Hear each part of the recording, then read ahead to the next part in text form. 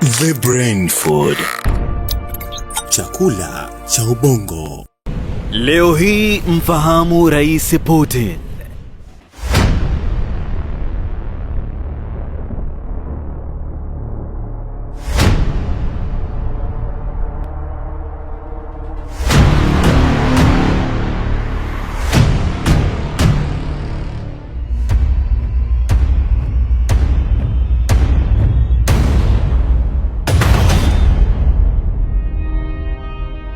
Есть для этого все инструменты, такие, которыми не может сейчас похвастаться никто, а мы хвастаться не будем.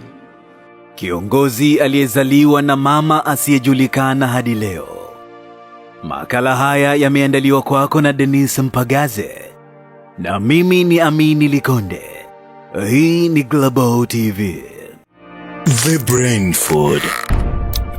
Chakula cha ubongo. When he's in the corner, that's when he's dangerous. Rais Putin haeleweki. Yuko hivyo bwana huyu tangu kuzaliwa kwake. Haijulikani nani alimzaa. Hillary Clinton kwenye kitabu chake cha Hard Choices ameandika ya kwamba bwana Putin alizaliwa miaka 8 baada ya mama yake kunusurika kuzikwa akiwa mzimu katika kipindi cha vita ya pili ya dunia. Lakini ni baada ya baba yake kukuta mwili wa mama yake umepakiwa kwenye lori lililokuwa linakusanya maiti mitaani kwa lengo la kwenda kuwazika mbali. Alimtambua kwa viatu alivyovaa, akaomba mwili ili kumchukua, akakuta bado anapumua.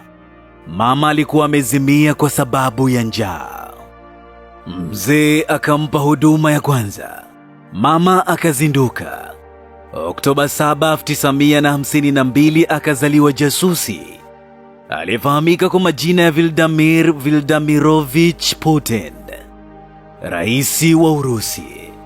Hata hivyo, baadaye Putin alikuja kukanusha habari za Hillary Clinton. Siye tukabaki kushangaa, maana tayari kitabu kiko mtaani.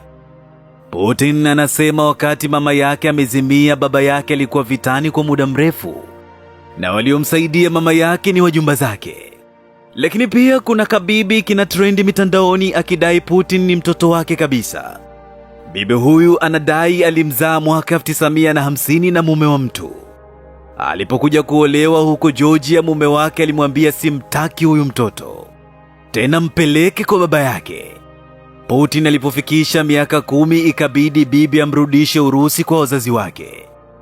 Bibi huyo anasema aliendelea kumtafuta mtoto wake mpaka mara ya mwisho alipoambiwa mwanaye ni afisa usalama, tena wa taifa wa KGB.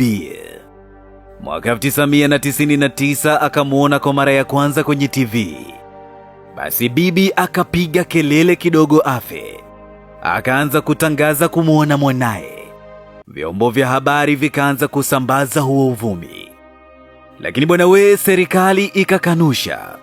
Tangu siku hiyo bibi anasema amekuwa akitembelewa na watu mbalimbali kijijini kwao, eti kwa lengo la kumsihi afunge mdomo, lakini amesema haiwezekani.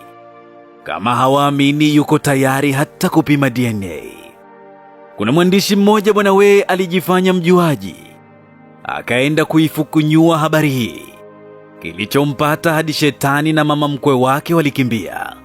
Maana ndege aliyopanda wakati anatoka kumhoji bibi huyo ili crash na kuua watu wote ndani ya ndege hiyo.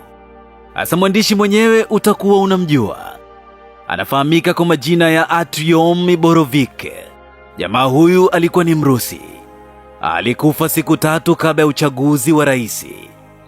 Wakati mwingine bwana, kufuatilia mambo ya wakubwa inabidi uwe na pumzi ya kutosha. Asa vinginevyo utaagwa mchana kweupe. Bwana nakumbuka hata Carlos Cardoso, yule bwana wa Msumbiji, aliagwa hivi hivi. Alikufa baada ya kumaliza kuandika habari ya ufisadi wa benki kuu. Wakati tunajiandaa kuamka na habari kubwa ya ufisadi, tukaamka na habari kubwa ya mauaji ya mpika habari. Huyo bwana ndiyo Putin. Sisi hatumuelewi. Urusi hawamuelewi. Marekani yenyewe na ukubwa wake hawamuelewi. Hata familia yake haimuelewi bwana huyu. Hivi tunaongea, Putin hana mke, anaishi kisela, au tuseme anaishi kihuni. Afrika kama hauna mke unaonekana ni muhuni. Ajabu. Sasa ajabu ni kwamba Putin aliachwa baada ya mama kuona jamaa yuko bize na kazi kuliko familia. Maisha ya ndoa nayo ni mitihani mingi jamani we. Unaweza kuachwa kwa sababu huna kazi, na bado ukipata kazi ukaachwa vile vile kwa sababu uko bize na kazi. Lakini baadaye nitakusimulia hadithi ya kuachana kwao. Hakika kuna jambo la kujifunza, hasa kwa wale wenye ndoto ya kuja kuuana kwa sababu ya ndoa. Maana vijana wa siku hizi mnaona fasheni kuuana bure kabisa. Sasa hebu ngoja nikwambie kitu kinachowatesa majasusi wengi ni yale maisha ya usiri na uzalendo mkubwa kwa nchi zao. Unaweza kuishi na jasusi miaka yote usijue, ukaja kujua siku amekufa.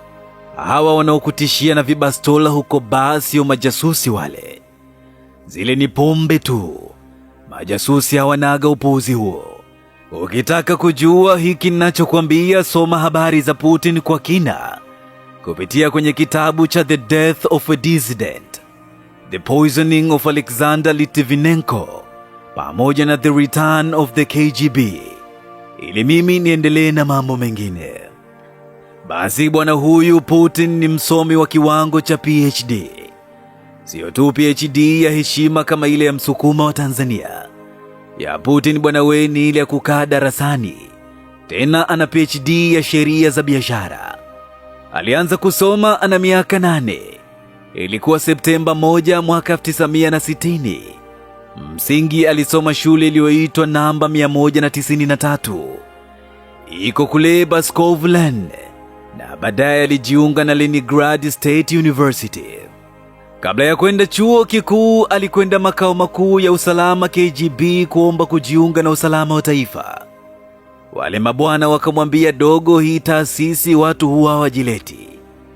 Hii taasisi ndiyo huwa inawafuata. Dogo akawaambia, sawa, nimewaelewa. Lakini mnadhani ni masomo gani mtu akichukua yatafaa kufanya kazi usalama wa taifa? Basi wale mabwana wakamwambia sheria. Dogo akarudi kupiga sheria chuo kikuu. Sasa hapa napo kuna jambo la kujifunza, hasa kwa vijana wetu. Kabla ya kwenda chuo kikuu, kafanya utafiti mitaani ujue ni elimu gani inatakiwa.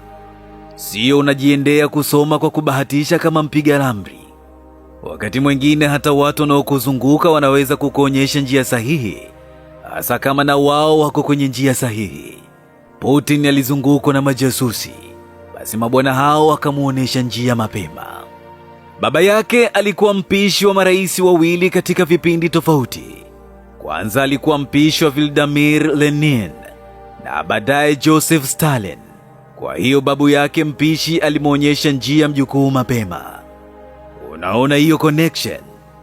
Usione vyaelea vina connection. Hasa yawezekana mwenzangu unazurula na vyeti vizuri kwa sababu huna connection. Baada ya kumaliza masomo yake mwaka 1975 alijiunga na usalama wa taifa. Mafunzo ya usalama, alipiga kikosi namba 401 pale Okta mjini Leningrad. Na mnamo mwaka 1985 alipelekwa Ujerumani Mashariki kufanya kazi za kijasusi. Wakati huo Ujerumani Magharibi ni sehemu ya Soviet. Kasome makala yangu ya Rais Kim Jong-un wa Korea Kaskazini ujue Ujerumani ilimezwaje na Urusi. Baada ya kuanguka kwa ukuta wa Berlin tarehe 9 mwezi wa 11 1989, Putin alirudi Urusi na kuendelea na ujasusi wake. Alipelekwa kitengo cha masuala ya kigeni. Sovieti ilipoanguka aliamua kuachana na kazi ya usalama. Lakini bwana huyu hakukubali kuendelea kuwa sehemu ya waasi, maana aliamini katika umoja ni nguvu na ule utengano ni udhaifu. Aliachana na ujasusi Agosti 20 mwaka 1991. Unajua, waungwana wakitofautiana na mfumo wanajiuzulu. Lakini washenzi wakitofautiana na mfumo wanakaa kimya wakisubiri ufe wa kuseme. Putin hakuwa mshenzi, alikuwa muungwana. Bwana Putin anasema baada ya kuachana na KGB hali ilikuwa mbaya, ikabidi amtafute rafiki yake wa zamani. Jamaa alikuwa anafahamika kwa majina ya Anatoly Sobchak. huku akiendelea kufanya kazi za udereva taksi ili kujiongezea kipato. Kipindi hicho Anatoly Sobchak ndiyo meya wa jiji la Leningrad. Meya akampa Putin shavu la kuwa mshauri wake wa karibu.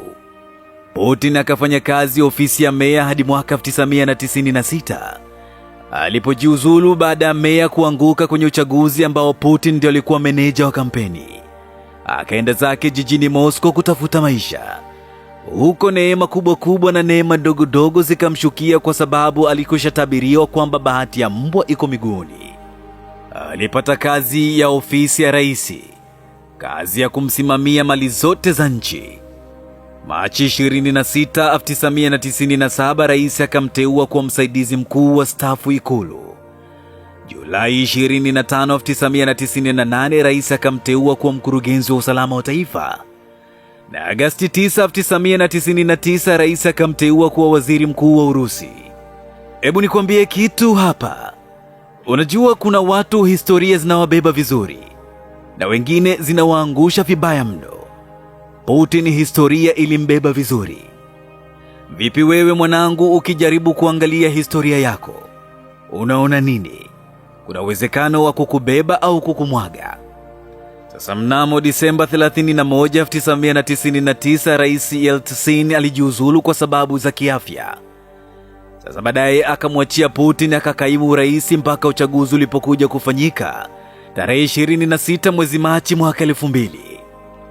Bwana Putin akachaguliwa kuwa rais wa Urusi kwa 53%. Wakati huo amepata urais tayari rafiki yake Anatoly Sobchak, meya wa jiji la Leningrad, alikuwa amekwisha fariki. Hiyo ilikuwa ni Februari 20 mwaka 2000. Najua asingemwacha hivi maana huyo ndiye aliyemuingiza Putin kwenye siasa. Siku bwana huyu amepewa urais mwaka 2000, mtu wa kwanza kutambuliwa alikuwa ni mtoto wa rais aliyempigia debe kuwa rais. Nazungumzia mtoto wa rais Yeltsin, binti Tatiana Borisovna Yumasheva, mchepuko wa Profesa Boris Abramovich Berezovsky. Profesa aliyechepuka na binti mwenye maisha kwa sababu alijua kuchepuka na binti mwenye njaa automatically utaishia kuitesa familia yako. Alafu profesa alikuja kuwa bilionea. Sijajua kama mchepuko wake alimsaidia au ni nini, maana ndiyo kalikuwa kashauri ka rais enzizo. Kipindi cha ubinafsishaji, profesa alijibinafsisha TV ya taifa ya Channel 1. Mpaka mwaka 1997 profesa tayari alikuwa ni bilionea. Utajiri wake ulisoma dola bilioni 3 za Marekani. Putin alivyokamata nchi, profesa alifilisiwa na kukimbilia uhamishoni Uingereza. Akiwa huko alimshambulia Putin na uongozi wake. Machi 23, 2013 tulikuta Profesa Berezovsky amefia nyumbani kwake. Walimnyonga. Nani alimnyonga? Kaulize polisi. Putin pia alimshughulikia bilionea wa Urusi Mikhail Khodorkovsky, tena kwa ufisadi na kukwepa kodi. Wakasema analipiza kisasi kwa sababu bilionea huyu alifadhili kuanguka kwa Soviet. Khodorkovsky alitiwa selo na mali zake zikapigwa mnada kwa thamani ya chini kabisa. Katika utawala wa Putin matajiri wanaweza kufanywa lolote. Jamaa hana utani kabisa kwenye masuala ya nchi. Yuko serious muda wote. Hata kucheka kwake ni nadra sana. Anatabasamu tu, tena kwa muda mfupi sana. Alafu ni mtaalamu wa judo na karate, dunia yote namjua. Ana mkanda mweusi wa judo na karate na hana kitambi kama Kim Jong-un mpenda kula. Huyu mtu ni unique kuanzia kuzaliwa kwake mpaka ratiba yake ya maisha yake. Kwanza kabisa bwana Putin anafanya kazi zake usiku. Ndio maana anachelewa vyote, yani kulala na kuamka. Anaamka kuanzia saa 6 mchana na kupata kifungua kinywa cha mayai ya kukaanga na uji wa ulezi. Sio mikate na kipolo cha wali. Kipolo cha wali kinalemaza akili. Alafu mayai yenyewe ni yale ya kwale. Sisi kula mayai ya kwale hadi uambiwe na mganga wa kienyeji. Putin akimaliza kula anashushia kikombe cha kahawa, kisha anaingia kwenye mazoezi kuimarisha viungo vya mwili na akili. Anaogelea kwa masaa mawili. Anasema kwake wakati wa kuogelea ndio muda mzuri wa kutafakari mambo makubwa ya kitaifa. Lakini pia hata wataalamu wa afya wanashauri sana tuogelee, maana kuogelea ni tiba ya akili na hasira.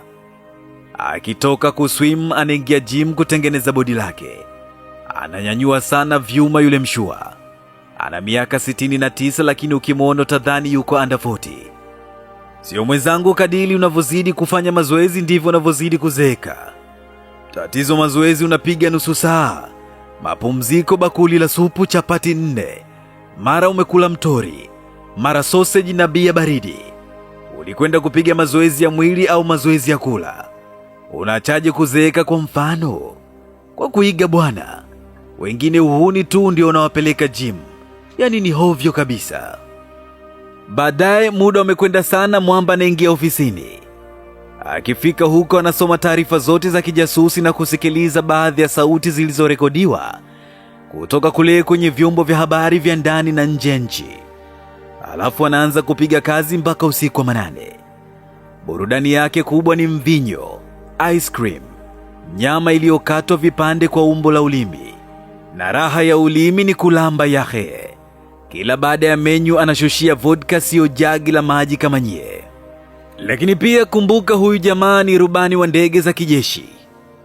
Mwaka 2001 alichukua ndege ya kivita na kwenda kushambulia Chenya na kurudi salama. Alikwenda peke yake. Rais wa nchi huyo anakwenda kupiga. Sasa unaanza kuelewa ni kwa nini Marekani haimsomi huyu mwamba. Putin anajua kitu kimoja tu: kuirudisha Urusi kwenye viwango vyake vya kidunia. Jamaa anatembea na falsafa ya gaidi akuanzaye mmalize, sio kumsamehe 7 mara 70. Anasema kazi ya kusamehe ni ya Mungu na kazi ya kumpeleka gaidi kwa Mungu ni ya Putin. Kumbuka, hatuendi kwa Mungu bila kufa.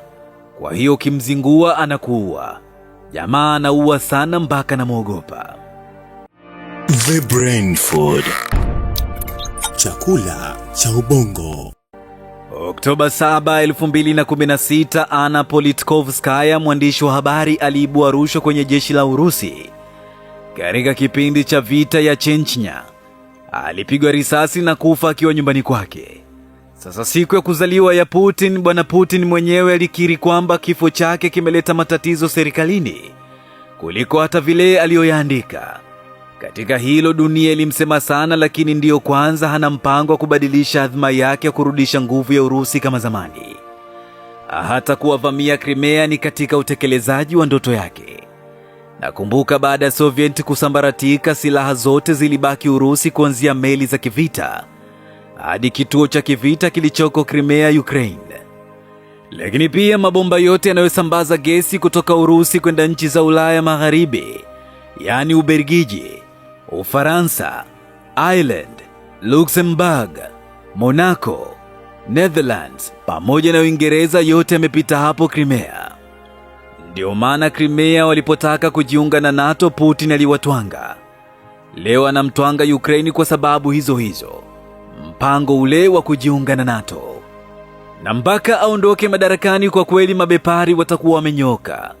Kwanza hata huo mpango wa kuondoka madarakani anao. Kipindi amemaliza vipindi vyake viwili, katiba ilimbana asigombee. Tukajua ndiyo imetoka. Unajua nini kilichotokea? Aligombea aliyekuwa waziri mkuu wake Dmitry Medvedev. Alivyoshinda uraisi, alimteua Putin kuwa waziri mkuu. Fikra za Putin zikaendelea kudumu chini ya utawala wa rais Medvedev. Kipindi cha kwanza cha rais Dmitry kilipokaribia kuisha, alisema hatagombea tena awamu ya pili, na hiyo ni kwa mujibu wa katiba. Badala yake akampa ofa hiyo Putin. Putin akasema asante, akagombea awamu ya 3, akashinda urais, halafu akamteua rais Medvedev. Jamaa akawa waziri mkuu wake. Leo Putin anatawala kipindi cha 4 sasa, na hana mpango wa kutoka madarakani. Amekwisha ibadilisha katiba kabisa, na unaambiwa atagombea hadi mwaka 2036. Nadhani mpaka kipindi hicho atakuwa amekwisha ifuta mambo ya hovyo hovyo, yale yanayochochewa na mabepari kama vile ushoga na ndoa za jinsia moja.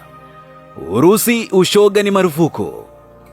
Ukikamatwa utafungwa hadi usahau kwenu. Putin bana amepiga marufuku hata vyakula vya GMO. Anasema ndio vinavyosababisha ushoga, kwamba mwanaume akivila anajisikia hamu ya kuolewa. Putin amenishinda tabia. Yote haya ni kupambana na Marekani hadi amshinde. Na kumshinda Marekani sio mziki wa kitoto. Labda mpango wake na China wa kuangusha dola ya Marekani utiki. Mpango wao itumie fedha ya China, inaitwa yuan. Ila hapo kwenye dola Marekani alicheza sana. Kila kitu kinathaminishwa kwa dola yao. Ukiishi chini ya dola moja ni masikini. Hata uchumi wa duniani unapimwa kwa dola. Yawezekana hata akili zetu watakuwa wanazipima kwa dola. Lakini mimi ninavyojua, hata wakiangusha dola ya Marekani bado wanaweza usimshike, maana Marekani anawekeza sana kwenye akili za watu. Lee Kuan Yew, baba wa taifa la Singapore, aliwahi kusema ya kwamba wakati China inategemea kutumia akili na vipaji vya watu wake bilioni 1, Marekani inategemea kutumia akili na vipaji vya watu bilioni 7 kutoka duniani kote. Marekani wakijua una akili wanakuchukua ukafanye kazi kwao. Yaani lengo la green card ni nini? Si ni kutafuta watu wenye akili kutoka kila kona ya dunia wakazalishe kwao. Mgonjwa wa akili hawezi pata hiyo fursa nchini Marekani. Nenda Marekani, kuanzia jeshini hadi viwandani utakuta kuna Waswahili wenye akili sana wakiijenga Marekani. Hasa huku tunawafukuza hadi wenye akili kwamba wanamaliza ajira zetu. Yaani mwenye akili anabembeleza kuja kufanya kazi huku, na wakati Marekani inabembeleza wenye akili wakafanya kazi kwake. Na utamaduni huu wa Marekani kutegemea akili za watu bila kujali mipaka ulianza toka enzi hizo. Hata yale mabomu aliyoyapiga pale Japani yalitengenezwa na wakimbizi kutoka Ujerumani enzi za Adolf Hitler. Yaani wakimbizi walipewa heshima ya kuendeleza uvumbuzi. Sisi huku wakimbizi ni kuwafungia maporini huku hata kama wana akili. Tembelea kambi zetu za wakimbizi, utawashangaa kukuta madaktari bingwa wakisubiri kula kwa foleni. Na wakati hospitali zetu hazina wataalamu. Afrika walahi tunaumwa. Hivi unajua hata aliyegundua ukimwi Bukoba alikuwa ni mkimbizi kutoka Rwanda. Hii ni habari ya siku nyingine kabisa. Baada ya Marekani kurusha yale mabomu yaliyotengenezwa kwa akili za wakimbizi wa Kijerumani na kuua maelfu, Joseph Stalin hakukipenda kile kitendo kwa sababu Japani alishia kusalimu amri kwenye vita na viongozi wake kama General Hideki Tojo. Pamoja na Sugiyama walikuwa tayari wamekwisha jiua. Akili inawabeba sana wa Marekani. Marekani ina watu kazi yao ni kufikiri. Hata wewe kama una mradi wako, ajiri watu wenye akili. Acha kupoteza muda kwa ajili ya wajinga eti kwa sababu binadamu wote ni sawa. Binadamu hatuko sawa katika mambo ya msingi. Hata anguko la Sovieti ni akili za Marekani. Nakumbuka Rais Ronald Reagan wa Marekani aliingia madarakani, amewapania wa Sovieti hatari. Aliwaita Evil Empire. Akawafanyia fitina kwenye uchumi hadi wakachuchumaa. Unajua alichowafanyia? Alizisaidia nchi nyingi kuzalisha mafuta kwa wingi na kuyauza kwa bei ya chini. Wasovieti wakakosa soko la mafuta yao, uchumi ukalemaa. Maisha wa Sovieti yakanuka. Na huku pombe ndio akawa mfariji wao mkuu. Aliyegundua pombe bwana. Yaani mtu akiwa na huzuni analewa. Akiwa na furaha analewa. Akipata kazi analewa. Akifukuzwa kazi analewa. Akioa pia analewa. Na hata akiachika analewa. Rais Gorbachev akaingia madarakani na sera ya kufufua uchumi akadunda. Sera zake mbili ziliitwa Glasnost na Perestroika. Yaani uwazi na ukweli. Watu hawakumuelewa, lakini Rais Bush baba aliyemtembelea Gorbachev na kumshauri asikate tamaa. Akamwambia akomae na demokrasia watamlinda. Hakujua kama Bush baba wa fitna alikuwa na mpango wa kuimaliza Soviet. Gorbachev akakubali kichwa. Akaruhusu mfumo wa kidemokrasia wa vyama vingi. Akasaini kuondoka kwa majeshi ya Soviet Ujerumani Mashariki walikokuwa wakilinda akina Putin. Ukuta wa Berlin ukaangushwa. Ujerumani ikawa ni nchi moja. Jamhuri nyingine baada ya kuona inawezekana zikaanza kudai uhuru wao. Januari 1991 machafuko yakatokea Lithuania na Latvia.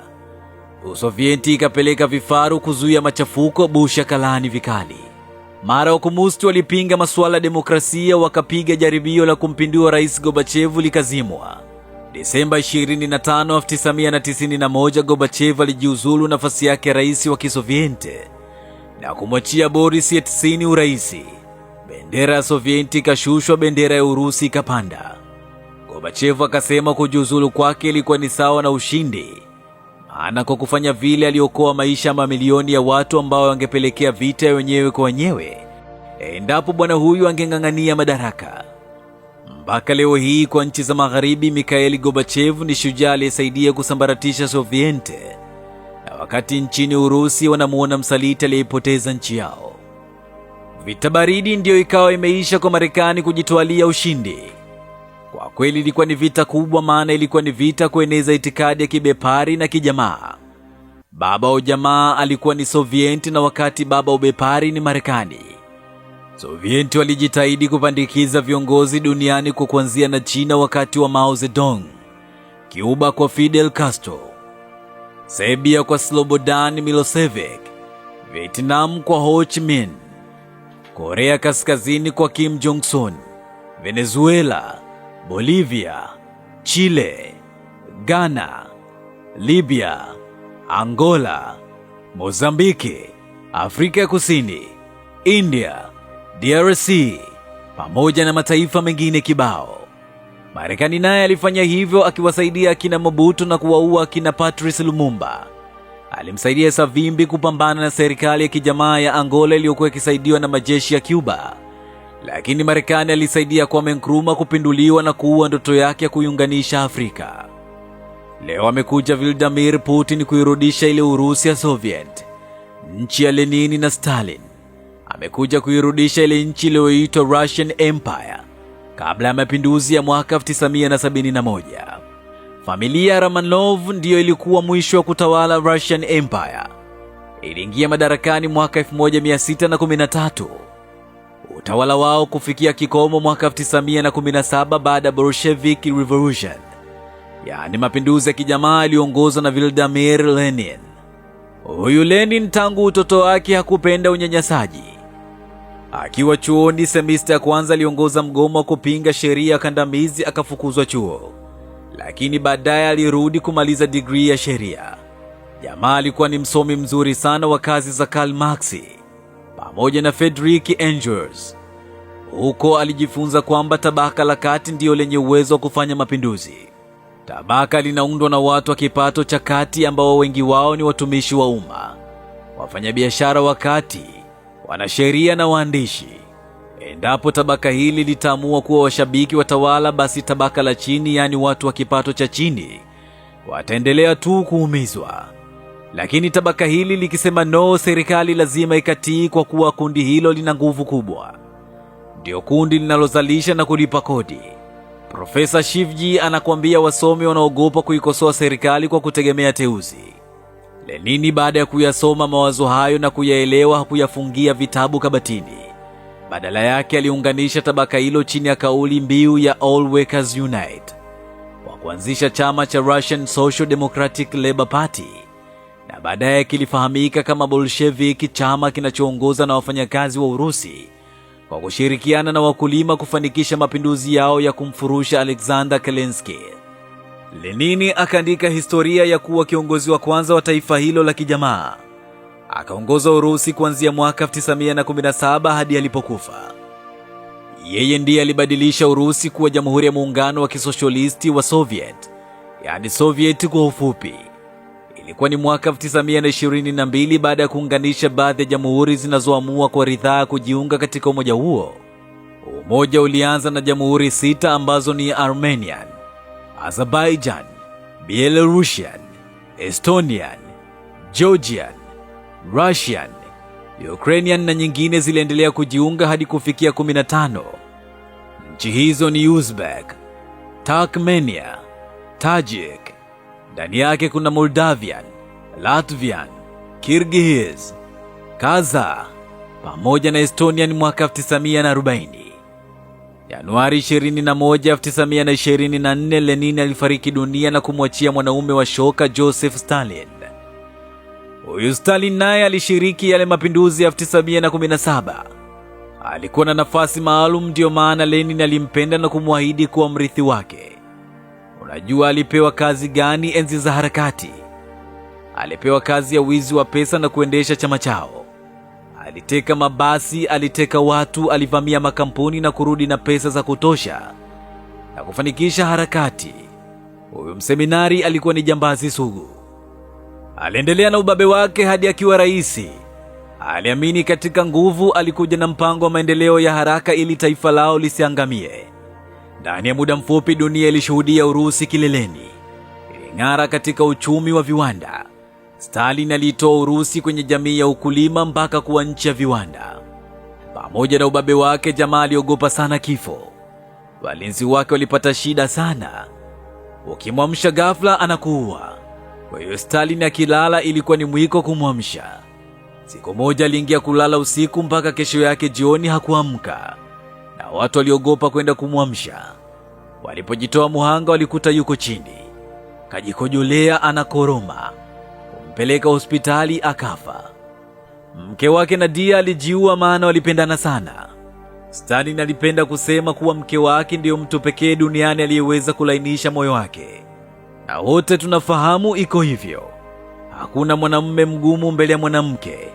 Wote ni laini kama mkate kwenye chai. Kabla hajafa, kwa kweli Stalin alipambana kulinda Soviet na mali zake.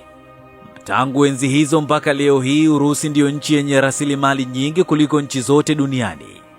Ndio maana Stalin akaja na mpango wa maendeleo ya haraka Soviet isiangamie. Urusi inaongoza duniani kuzalisha mafuta, gesi, madini muhimu ya viwanda, mazao ya misitu pamoja na mazao ya nafaka na mbolea. Kabla ya kusambaratika, Soviet ilikuwa na kilomita za mraba milioni 22.4. Kwa sasa Urusi ina ukubwa wa kilomita za mraba milioni 17.1. Yaani Tanzania inaingia mara 19. Urusi imepakana na nchi 15 ikiwemo na Marekani.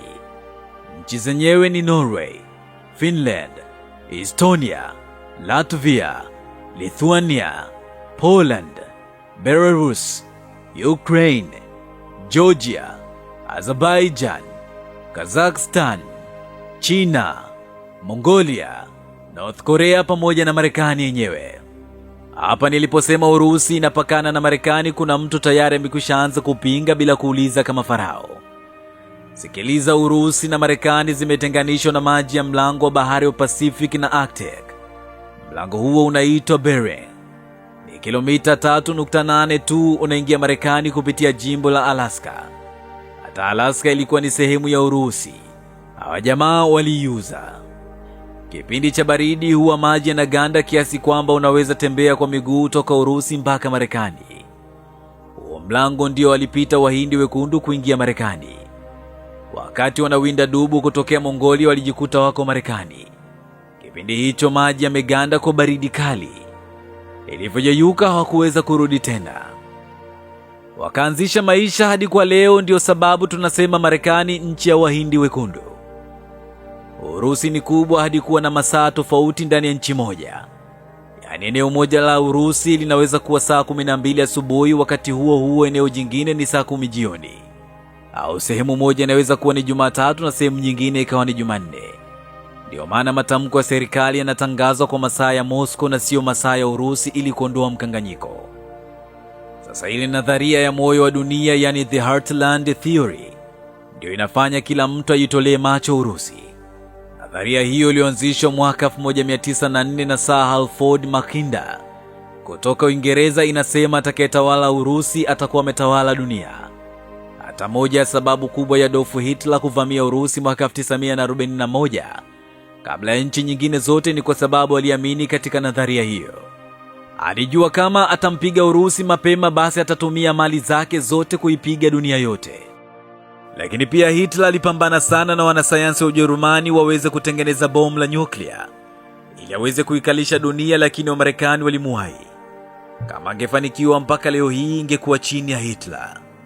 Stalin aliendelea kujiimarisha hadi akawa tishio la dunia. Ilifika kipindi Marekani ikashauri mataifa ya Ulaya kuunda NATO ili kujilinda na Urusi ya Stalin. NATO iliundwa mwaka 1947, Lakini pia Marekani kwa kushauriana na Uingereza wakaanzisha dola mkakati Mashariki ya Kati. Dola yenyewe ni taifa la Israel. Iliunda mnamo mwaka 1948. Wale wa Israeli ndio Wayahudi wa kwenye Biblia. Wale ni wazungu waliowekwa pale kuibana Urusi isimeze nchi za Mashariki ya Kati. Bahati yao wasingejipanga, Msovieti alikuwa anawazalisha. Imagine mwaka 1947 Mrusi alikwisha ishangaza dunia na kuunda bunduki hatari. Bunduki inaitwa AK-47. Alafu ilibuniwa na majeruhi wa vita ya pili ya dunia. Jamaa anafahamika kama Mikhail Kalashnikov. Huyu bwana alivunjika mkono akapewa likizo ya kwenda kujiuguza. Badala ya kupumzika, alianza kufikiria namna ya kumaliza mapungufu yaliyokuwa kwenye bunduki zilizokuwa zinatumika na jeshi lao la Urusi. Mapungufu yenyewe ilikuwa ni pamoja na bunduki kujam pale maji yanapoingia. Alitumia likizo ya ugonjwa kusuka bunduki ambazo hazikuwa na mapungufu kama yale. Askari huyo akaibuka na AK-47. Namba 47 ni namba iliyotengenezwa yani 1947. Na K ni kifupi cha jina la mvumbuzi yani Kalashnikov. Nenda YouTube utaona majaribio ya hiyo bunduki. Inatupwa kwenye tope zito na ikitoka bado inagonga mzigo kama kawa. Osama bin Laden mwenyewe alikubali. Alikuwa haiachi hata kidogo. Mashine imeleta madhara makubwa sana duniani. Hadi yule msanii Alpha Blondy akaitungia kibao. Kinaitwa Kalashnikov Love. Alafu hata Mikhail mwenyewe kafa masikini. Mwaka 1949 Urusi ikaishangaza tena dunia baada ya kurusha kombora la nyuklia kama yale ya Marekani. Marekani alijua nayo peke yake. Basi hofu ikazidi kutanda. Marekani akajua tukisinzia tumekwisha. Mwaka 1957 Urusi akarusha satellite ya kwanza. Dunia nzima ikaduaa. Alafu wakati wanaendelea kuduaa, jamaa akatuma kijana wao mmoja akatembelea mwezini. Akaenda na kurudi akiwa salama. Jamaa aliitwa Yuri Gagarin. Mwaka 1961 Mrusi akapeleka makombora ya nyuklia pale Cuba akilenga kuidhibiti miji mikubwa ya Marekani kama Chicago, Atlanta pamoja na New York. Wakati huo shirika la ujasusi la KGB inawavuruga balaa. KGB ndio ilifanya Soviet kuwa tishio zaidi duniani. Wakati huo inaongozwa na jasusi Yuri Andropov ambaye alikuja kuwa rais wa Urusi baadaye. KGB ilipenyeza majasusi wake hadi kwenye jeshi la Marekani. Mmojawapo ni huyu Anthony Walker ambaye alifanya kazi kama miaka 18 katika jeshi la majini la Marekani bila kujulikana. Alikuja kukamatwa mwaka 1985 na hukumiwa kifungo cha maisha. Alikufa Agosti 28 mwaka 2014. Mwenzake alihukumiwa miaka 365 jela. Kwa kweli Msovieti alijitahidi kumbana Marekani kila kona. Mwaka 1971 wakati Marekani inataka kuvamia India, Msovieti alizuia. Hao wababe wa dunia nzizo walikaba koo.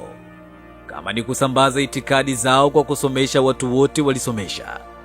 Tatizo vijana wengi waliokwenda kusoma Sovieti walirudi na wake wa kizungu. Na wengine walirudi wakiwa walevi sana. Ukiwaona kama wamechanganyikiwa fulani hivi.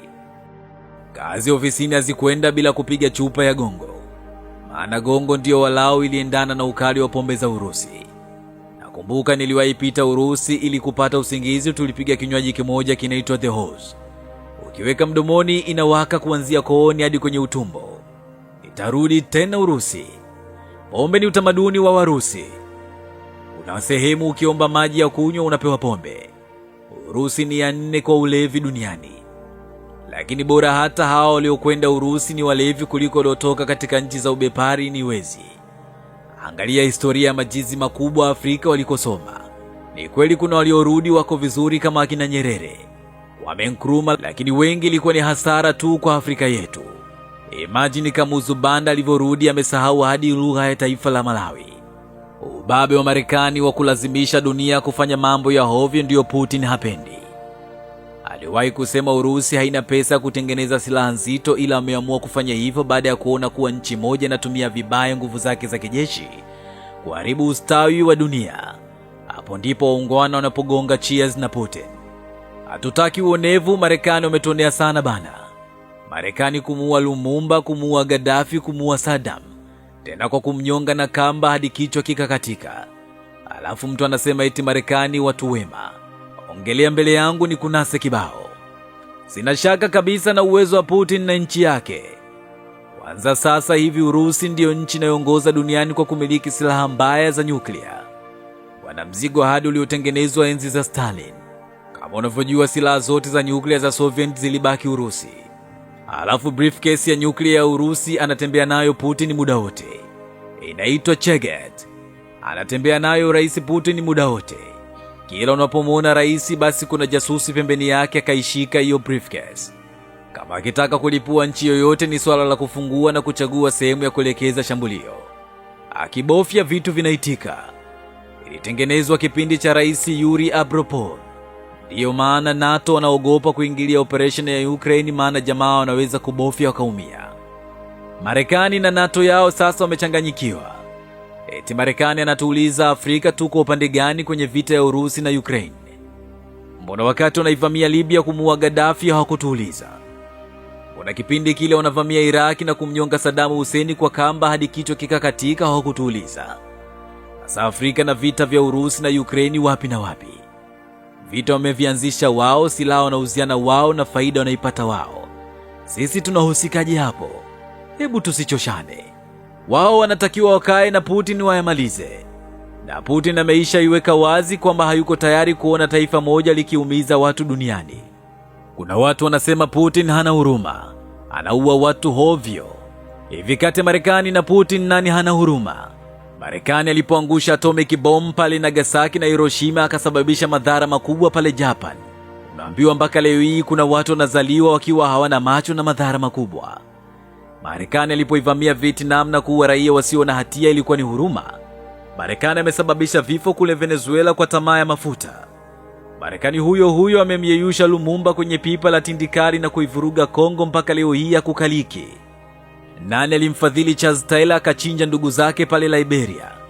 Nani alimfadhili Paul Kagame anayefanya mauaji pale Kivu DRC? Kwa taarifa yako, mfadhili mkuu ni Marekani. Marekani ameua na anaendelea kuua. Bila Urusi kumtia misukosuko lai Marekani angetufanya vibaya, maana katika sera zake za ushoga bora tu Marekani wafutike katika uso wa dunia tupumue. Hivi unajua madhara aliyotusababishia tangu ashinde vita baridi? Tumelazimishwa kufuata demokrasia isiyotusaidia. Hakuna chaguzi za kidemokrasia zinazoisha salama. Kwa jina la demokrasia Marekani zimeibebesha mizigo ya madeni nchi nyingi kupitia mikopo ya Benki ya Dunia ambayo ni mali yake. Kwani Benki Kuu ya Dunia ni mali ya baba yako? Putin anakuambia wakati wa kuheshimiana na kuthamini uhuru wa mamlaka za nchi huru umefika. Tayari Putin amezuia Marekani na washirika wake kumwondoa Rais Bashar al-Assad huko Syria. Yako mengi, wacha nimalizie ile hadithi ya ndoa ya Putin. Tangu Rais Vladimir Putin wa Urusi aachane na mke wake mpaka leo hii hajaoa tena. Rais bachelor. Afrika bila mke unaitwa muhuni. Ajabu kweli. Ndio maana mtu ndoa ikizingua anaona kuliko niachike niite muhuni ni bora nimuue na mimi nijiue yaishe. Ni tamaduni za hovyo sana. Alafu sababu ya kuvunjika kwa ndoa ya Putin sio njaa, ni ubize. Putin alikuwa bize sana na kazi kuliko mke. Ndoa ni mitihani nye. Unaweza kuachwa kwa sababu huna kazi na bado ukipata kazi ukaachwa kwa sababu ya kuwa bize na kazi. Hilo ndilo lilomkuta Putin. Mke wake anasema kuna siku alipata ajali na kulazwa bila Putin kwenda kumuona. Putin alipoambiwa mke wake kapata ajali aliuliza amepona? Wakamwambia ndio. Akasema sawa, nitakwenda kumuona kikao kikiisha. Jioni alifika hospitalini akaingia chumba cha daktari. Akaulizia hali ya mgonjwa akaambiwa iko shwari. Kapata majeraha madogo madogo na hali yake inazidi kuimarika. Putin akarudi zake kuendelea na kikao bila hata kumuona mgonjwa. Tabia hizi za kutoonyesha utu ndizo zilizofanya waifu aombe talaka na kwenda zake kuolewa na kijana mwenye muda. Ila sio kijana lofa, ni kijana mwenye pesa zake ingawa azifikiza rais. Inawatosha kula na kuenjoy maisha. Ila wazungu kwa divorce wapo kasi kweli kweli. Hawapendi stressi. Mambo yasijui mpaka kifo kitutenganishe hawana. Tumekaa miaka 5, umenichoka nimekuchoka, kila mtu angalie maisha mengine badala ya kuuana. Hakuna habari za eti wangu wa maisha. Maisha gani ya kununiana kila siku? Alafu wazungu wakiachana hawana vya kufuatiliana kama Waswahili. Mtu mmeachana lakini kila siku anafuatilia status zako. Anatafuta nini kama sio ushirikina? Wewe fuatilia tu kuteka mposti rafiki yako aliyekuwa na kuzunguka ufe. Kwani ulikuwa hujui kikulacho kingoni mwako? Shauri yako. Mhenga wa karne ya 21 ameanza ziara ya kuzunguka Afrika nzima kuandika habari za Afrika kwenye maendeleo ya Afrika kwa kununua vitabu vyangu vipya 3 vya shilingi 10,000 tu. Vitabu hivyo ni Fungua Ubongo, Miamba ya Afrika na Fahamu ya Ndoa Kabla ya Ndoa. Tuma pesa kwa M-Pesa kupitia namba ya 0753665484 au Tigo Pesa ya 0712648387. Hadi kopi zote zitatoka hivi karibuni. Ukitaka uwakala mpigie Chaula Bahili wa Taifa kwa namba 0753690907. Na huyo ndiye Rais Putin, kiongozi aliyezaliwa na mama asiyejulikana hadi leo hii. Makala haya yameandaliwa kwako na Denise Mpagaze. Imesomwa kwako na Amini Likonde. Hii ni Global TV. The Brain Food. Chakula cha ubongo.